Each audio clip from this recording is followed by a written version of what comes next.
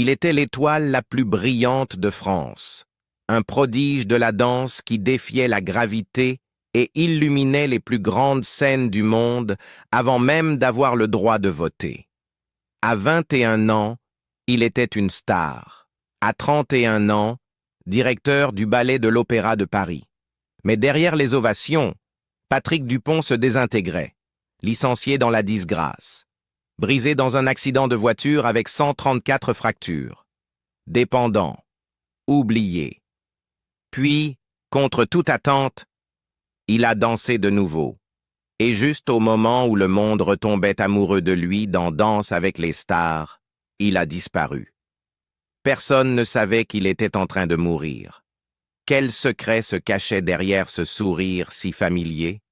Et comment l'homme qui avait dansé à travers la douleur a-t-il trouvé la force d'affronter la mort, en silence? Voici l'histoire d'un éclat, d'une trahison et d'un dernier salut que personne n'a vu venir. Né pour danser, élevé dans la lutte. Patrick Dupont est né en 1959 dans le 11e arrondissement de Paris, un quartier à mi-chemin entre la rudesse ouvrière et l'ombre des splendeurs haussmanniennes. Ses premières années furent marquées par l'absence. Son père quitta le foyer alors que Patrick n'était encore qu'un bambin, laissant sa mère, serveuse dans une brasserie des grands boulevards, tout assumer, le loyer, les repas, les humeurs d'un garçon nerveux, débordant d'énergie et sans exutoire. Il n'y avait ni luxe ni privilège, seulement la survie. Comme Patrick le racontera plus tard, sa mère tenta tout pour canaliser son agitation. Football, judo, tentatives sans fin pour le fatiguer. Rien n'y faisait. Il était impatient, électrique, indomptable. J'étais incontrôlable, avouera-t-il. J'étais tout feu et sans direction. Puis, un après-midi, tout a basculé. En passant devant un studio de danse, il aperçut un cours en pleine session. Des filles en juste au corps et chignons, glissant, tournoyant, et quelque chose en lui s'est fissuré. Ce fut comme un coup de foudre, dira-t-il. Je ne comprenais pas ce que je voyais. Je savais juste que c'était pour moi. Sa mère hésita. La danse n'était pas pour les petits garçons dans le Paris des années 60. C'était moqué, mal compris. Pire encore, cela pouvait l'isoler. Mais elle vit la lumière dans ses yeux et l'inscrivit à son premier cours. Il fallut moins d'une semaine pour que l'instructrice comprenne qu'il ne s'agissait pas simplement d'un enfant curieux, c'était un enfant habité. Peu après, une rencontre décisive redéfinit le parcours de Patrick. Par des connaissances, sa mère fut mise en relation avec Max Bozzoni, ancien premier danseur de l'Opéra de Paris, réputé pour ses exigences et son regard presque mystique sur le talent. Bozzoni observa Patrick une seule fois. Cela suffit. Il avait le feu, la vitesse, la présence, mais surtout la faim, déclara-t-il plus tard. Bozzoni, avec le chorégraphe et directeur de l'école de danse Claude Bessy, devint l'un des deux tuteurs de la métamorphose de Patrick. Ils ne lui apprirent pas seulement à danser, ils forgèrent son identité. Patrick, en retour, donna tout. Chaque soir, après les cours à l'école de danse de l'Opéra de Paris, il se rendait dans le studio privé de Bozzoni pour continuer. Il n'avait pas de temps pour les fêtes, ni les distractions. Son corps devint son instrument et la discipline sa seule langue. En 1969, à seulement 10 ans, Patrick fut admis au programme préparatoire de l'école de danse de l'Opéra. Ce fut le début d'une formation intense, totale, qui allait durer des années. Et pourtant, malgré les douleurs et les humiliations, il ne fléchit jamais. Rien ne pouvait se mettre entre la danse et moi, confiera-t-il. Mais son don avait un prix. À l'école, il était moqué, ostracisé pour être un garçon danseur, une étiquette qui, même à Paris, lui collait à la peau. On me crachait dessus. On m'insultait, dira-t-il. J'étais seul, mais quand je dansais, je n'avais plus peur. À 16 ans, Patrick entra dans le corps de ballet de l'Opéra national de Paris. La plupart des jeunes danseurs à cet âge se fondent dans la masse, tête basse, pieds précis, invisibles, jusqu'à ce qu'on les remarque. pas Patrick. Il attirait délibérément le regard du public. Dans le corps de ballet, je ne plaçais jamais ma tête comme les autres, disait-il avec malice. S'il tournait à gauche, moi, j'inclinais à droite. Il fallait qu'on me voie. Ce n'était pas de l'ego, c'était une question de survie. Pour Patrick, l'invisibilité, c'était la mort. La scène n'était pas un lieu pour se fondre, c'était le seul endroit où il pouvait vraiment exister. La célébrité a 21 ans. En 1976, le monde découvre Patrick Dupont lorsqu'il remporte la médaille d'or au prestigieux concours international de ballet de Varna, en Bulgarie. Sa prestation stupéfie même les jurés les plus aguerris. Une pirouette de 10 tours, un exploit presque mythique, soulève la salle. Patrick ne se contente pas de gagner. Il devient un phénomène international. À peine 4 ans plus tard, à seulement 21 ans, il est nommé danseur étoile, la plus haute distinction du ballet français, à l'issue d'une représentation de Václav de John Neumayer. Il danse avec Sylvie Guillem, Monique Loudière, Marie-Claude Pietragala, Noëlla Pontois. Il est le visage d'une nouvelle génération. La France n'avait pas vu une étoile pareille depuis Nureyev. Il collabore avec les plus grands, Béjart, Haïli, Grigorovitch, Roland Petit. Patrick avait quelque chose qu'on n'enseigne pas, déclara un jour Roland Petit. Quand il entrait en scène, on oubliait tous les autres. En 1988, il est nommé directeur artistique du Ballet français de Nancy. 2 ans plus tard, à seulement 31 ans, Pierre Berger le désigne directeur de la danse à l'Opéra de Paris. Cela aurait dû être l'apogée.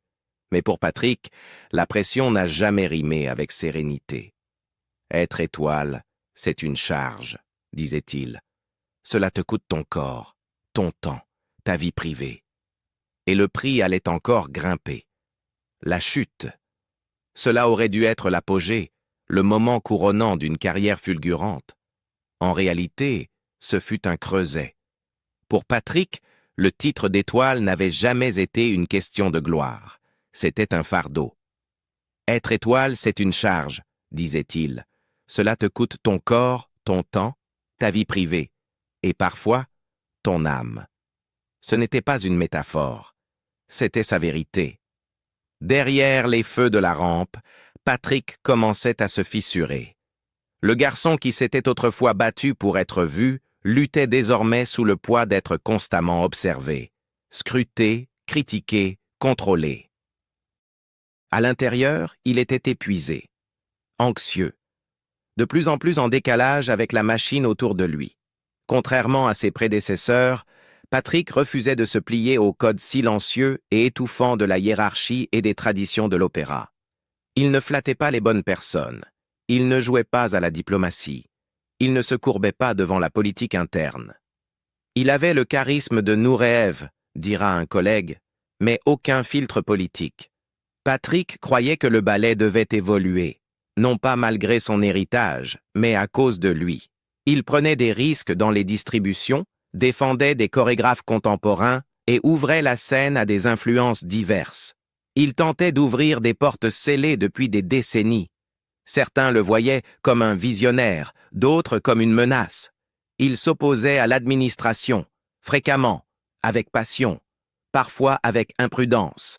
Il rejetait la lourdeur bureaucratique qui freinait tout. Il voulait du mouvement, de l'émotion, du changement.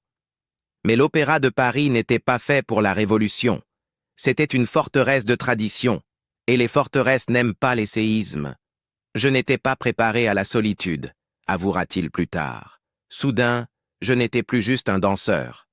J'étais celui qui prenait des décisions capables de briser ou de faire des carrières. On perd des gens, on perd des morceaux de soi. La pression était constante, les attentes étouffantes. Et bien qu'il continue de se produire sur scène, c'est avec moins de joie, plus de douleur. L'institution qui l'avait élevé depuis l'enfance, qui l'avait couronné, célébré, tout donné, était devenue celle qui l'écrasait. Le fardeau émotionnel se reflétait dans son corps. Blessures chroniques, épuisement, et de plus en plus, une dépendance aux médicaments pour tenir. Derrière l'élégance, Patrick souffrait. En 1995, il dit « Stop ». Il démissionne de son poste de directeur. 2 ans plus tard, en 1997, survient le coup qui allait le briser. L'un des épisodes les plus controversés de l'histoire du ballet français. Patrick accepte une invitation pour faire partie du jury du Festival de Cannes. Un honneur rare, une reconnaissance nationale. Il croit que son absence est validée par l'opéra. La direction conteste. 3 jours d'absence aux répétitions deviennent une faute impardonnable. La sanction? Un renvoi immédiat. Je méritais un blâme, pas un exil, dira-t-il avec amertume. Il ne s'agissait plus d'être remplacé, il s'agissait d'être effacé. Il attaque l'opéra au prud'homme, il perd en première instance, mais Patrick ne lâche rien. Finalement, la Cour de cassation reconnaît que son licenciement est dépourvu de cause réelle et sérieuse. Juridiquement, il a gagné. Mais le coup émotionnel, lui, est irréversible. Ils ne m'ont pas seulement retiré mon titre, confie-t-il aux Parisiens en 2005, ils m'ont arraché mon identité. Les retombées sont dévastatrices.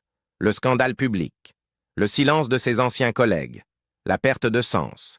Il n'était plus étoile, plus directeur, plus indispensable. J'avais été tout, dira-t-il. Et soudain, je n'étais plus rien. Et puis, comme si les blessures psychologiques ne suffisaient pas, le cauchemar devient physique. Le crash qui a brisé son corps et son âme. En janvier 2000, la vie de Patrick Dupont a failli s'arrêter sur un tronçon d'autoroute entre Le Havre et Paris. Il revenait d'une mission de bénévolat sur l'île de Ré, où il avait passé 2 semaines à nettoyer les plages souillées par la marée noire de l'Erika, sauvant des oiseaux englués dans le mazout. On a sauvé plus de 3000 oiseaux, se souviendra-t-il plus tard. Mais au final, c'est moi qui ai perdu mes ailes. Seul au volant, épuisé, le corps déjà meurtri par des années de travail acharné, Patrick perd connaissance. La voiture quitte la route à grande vitesse et percute violemment une barrière. L'état de l'épave est tel que les secours ont du mal à identifier le conducteur. Lorsqu'ils extraient Patrick de la carcasse métallique, c'est un miracle qu'il respire encore. La liste des blessures est vertigineuse. 134 fractures réparties sur tout le corps. Bassin, côte, colonne vertébrale, clavicule, crâne. Une main presque arrachée. Les chirurgiens poseront 3 vertèbres artificielles. Son corps, jadis l'instrument le plus admiré du ballet français, est pulvérisé. Le pronostic est sombre. Les médecins redoutent des lésions irréversibles à la moelle épinière. L'un des premiers rapports médicaux contient un mot terrible. Paraplégie. Pour un homme dont l'identité repose sur le mouvement, c'est une condamnation à mort, prononcée avec froideur clinique. Mais Patrick refuse de céder. Le jour où ils ont amené le fauteuil roulant, j'ai dit aux infirmières de le remporter, confie-t-il dans une interview à Europe 1 en 2019. Je me suis levé. J'ai traversé la pièce jusqu'à la machine à café. Je me fichais que ce soit de la folie ou de l'orgueil. Je ne vivrai pas assis. Ce qui suit n'est pas un retour. C'est une résurrection. La douleur physique est atroce. Réapprendre à marcher, à tenir en équilibre, à lever les bras, c'est une nouvelle naissance, dans le feu. Les médecins doutent, les amis s'inquiètent pour sa santé mentale, mais une personne ne doute jamais. Max Bozzoni. Bozzoni, le mentor qu'il avait découvert enfant, revient à ses côtés. Ensemble, ils reconstruisent son corps. Un plié à la fois. C'est un calvaire. Patrick pleure dans le studio, crie de frustration, mais centimètre par centimètre, il remonte. « J'ai toujours su que je danserais de nouveau », dit-il. Même si le mouvement changeait, même si la douleur restait, mon corps était brisé, mais mon esprit, non. Pourtant, les blessures ne sont pas seulement physiques.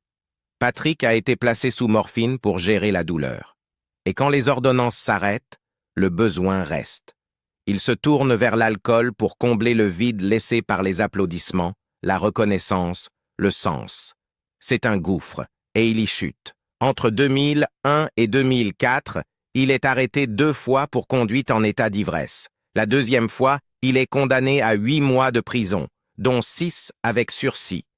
Les gros titres sont cruels. La presse tourne autour de lui comme des vautours. Le grand étoile est devenu un exemple à ne pas suivre. J'étais brisé dans tous les sens du terme, avouera-t-il plus tard. Physiquement, émotionnellement, spirituellement, j'avais perdu ma place dans le monde. Et pourtant, d'une manière ou d'une autre, il retrouve le chemin de la scène. En 2001, contre toute attente, Patrick Dupont réapparaît dans l'Air de Paris. Un ballet semi-théâtral qui marque son retour à la vie publique. Il danse à travers la douleur. Chaque mouvement défie la gravité, l'histoire, le destin. Les critiques sont stupéfaits.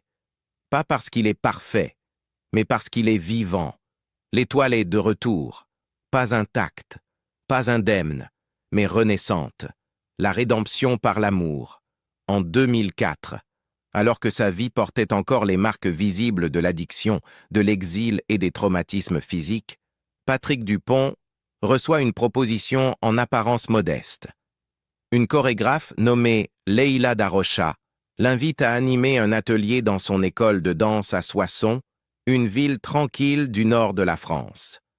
À cette époque, Patrick vit dans une quasi-obscurité, replié sur lui-même après des années de scandales médiatiques et d'effondrements personnels. Il n'a aucune intention de revenir sous les projecteurs, encore moins de tomber amoureux. Mais dès leur première rencontre, quelque chose change. Leila n'est comme personne qui l'ait connue. Ancienne basketteuse de haut niveau devenue chorégraphe, spécialisée en danse sacrée orientale, elle allie une intensité physique à une profondeur spirituelle qui le désarme. La rencontre devait durer 30 minutes, racontera Patrick à Paris Match. À 3 heures du matin, on n'arrivait toujours pas à se dire au revoir. Elle voit au-delà de l'artiste. Elle voit l'homme, cabossé, brillant, et secrètement en train de sombrer. C'était un être brisé, dira-t-elle plus tard, évidé par la tristesse, abandonné par le monde qu'il avait autrefois dominé.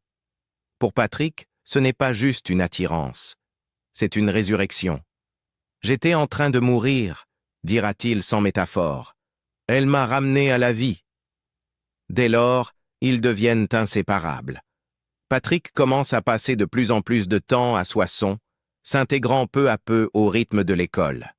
Les élèves, qu'il avait vu briller à la télévision, découvrent désormais l'homme et le voient sourire à nouveau. Les ateliers deviennent des collaborations. Les collaborations deviennent des créations. Ensemble, Patrick et Leila conçoivent Fusion, une production scénique audacieuse, mêlant le ballet occidental aux traditions spirituelles de la danse orientale. C'est leur réponse à un monde qui a voulu les enfermer dans des cases, une œuvre qui refuse toute étiquette. Présentée en 2008, Fusion est à la fois une déclaration artistique et une victoire personnelle. Le retour triomphal de Patrick sur scène, non comme l'étoile brisée d'hier, mais comme un artiste réinventé, porteur d'une nouvelle mission. Et leur partenariat ne s'arrête pas là. En 2017, le couple inaugure une école de danse internationale à Bordeaux, un lieu conçu pour faire le lien entre institutions classiques et mouvements contemporains aux influences multiples. Leur objectif est ambitieux, offrir aux jeunes danseurs les moyens d'exister non seulement dans la tradition, mais aussi au-delà. On veut les préparer à un monde qui n'a pas peur de mêler les styles, les âmes et les histoires, explique Patrick. En public, il rayonne. Je me réveille chaque jour, confie-t-il au Figaro, avec la certitude absolue que Leila est la femme de ma vie. J'ai dû traverser l'enfer pour être digne de son amour. Mais avec cette nouvelle clarté viendra la controverse. Dans plusieurs interviews, Patrick commence à parler ouvertement de son passé, et tout le monde n'est pas prêt à entendre ce qu'il a à dire. Il évoque ses anciennes relations avec des hommes, y compris des relations longues, qu'il qualifie de fautes et de parodies de l'amour. Il affirme que, pour lui, l'homosexualité avait été une forme d'illusion. une manière de fuir l'intimité véritable, née d'un isolement affectif et de la discipline écrasante du ballet. Ce n'était pas réel, dit-il. C'était une façon d'éviter d'aimer vraiment. La réaction est immédiate. Des associations LGBTQ+ condamnent ces propos, craignant qu'ils renforcent des stéréotypes nocifs, surtout auprès des jeunes en pleine construction de leur identité. Les réseaux sociaux s'enflamment. Certains l'accusent d'homophobie intériorisée. D'autres qualifient ses paroles d'irresponsables. Mais Patrick maintient sa position. « Je ne parle que de mon propre chemin », précise-t-il, « pas de celui des autres. C'est ma vérité, mon expérience, rien de plus. » Le dernier rideau. En 2018 et 2019, après des années d'absence de la scène médiatique, Patrick Dupont fait son grand retour à la télévision française en tant que juré dans Danse avec les stars, l'émission de danse la plus populaire du pays. Pour une nouvelle génération qui ignorait tout de son passé légendaire, il était ce juge charmant, charismatique, aux yeux pétillants et au flair théâtral. Pour les anciens admirateurs, c'était un retour émouvant. L'étoile ressuscitée en mentor, souriant à nouveau, vibrant, presque intact face aux décennies de blessures. Il était encourageant, incisif, souvent poétique dans ses commentaires. Il devient rapidement l'un des jurés préférés du public, rappelant à la France ce qu'elle avait tant aimé chez lui. Sa chaleur, son excentricité, sa joie. En coulisses, il est adoré par l'équipe. Personne ne soupçonne la vérité. Ni les candidats, ni la production, ni les millions de téléspectateurs qui le voient chaque semaine rire, taquiner, parfois pleurer d'émotion. Mais sous les paillettes et les sourires, Patrick Dupont se battait pour sa vie. Le 5 mars 2021, à seulement 9 jours de ce qui aurait été son 62e anniversaire, la nouvelle tombe comme un coup de tonnerre, Patrick Dupont est mort. L'annonce est brève, voilée de mystère. Son entourage évoque une maladie foudroyante, brutale, imprévisible. L'impression d'un rideau tombé en pleine représentation, sans que l'on sache quelle pièce venait de s'achever. Les médias s'emballent, les fans pleurent, anciens élèves et partenaires de scène rendent hommage. Mais la vérité reste enfouie.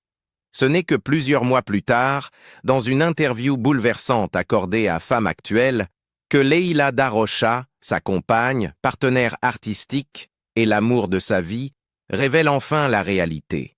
Patrick est mort d'un cancer du poumon métastasé. La maladie avait progressé à une vitesse fulgurante.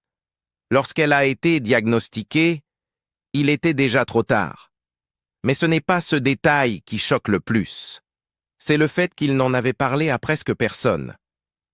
Il ne voulait pas que ça se sache, confie Leïla d'une voix douce. Il ne voulait ni pitié, ni que la maladie définisse son dernier chapitre. Il voulait vivre, pleinement, librement et avec dignité, dans l'amour, pas dans la peur. Cette décision de garder le secret n'a pas été prise à la légère. La vie de Patrick avait toujours été une scène ouverte. Des sommets enivrants du ballet jusqu'aux abysses de l'addiction et de l'exclusion. Cette fois, il voulait autre chose. Le silence, le contrôle, l'intimité. Ce temps-là nous appartenait, dit Leïla. Il ne voulait pas d'adieu public. C'était à lui, à nous. Seuls quelques proches avaient été mis au courant, dont l'étoile Marie-Claude Pietragala, qui avait partagé la scène avec lui à l'apogée de sa carrière. On se parlait souvent, dira-t-elle plus tard. Il se battait encore, plein d'espoir. Mais il ne voulait pas que le monde le voie comme un malade. Il voulait préserver la magie. Et il y est parvenu. Jusqu'au bout, Patrick a gardé la grâce d'un homme qui avait déjà défié la mort. Et gagné. Il continuait à faire des projets. Il parlait encore d'avenir. Il croyait en la renaissance, dira Leïla. Il a toujours cru qu'il se relèverait. Quand la nouvelle tombe enfin, la France est sous le choc. Une génération entière l'avait vénéré.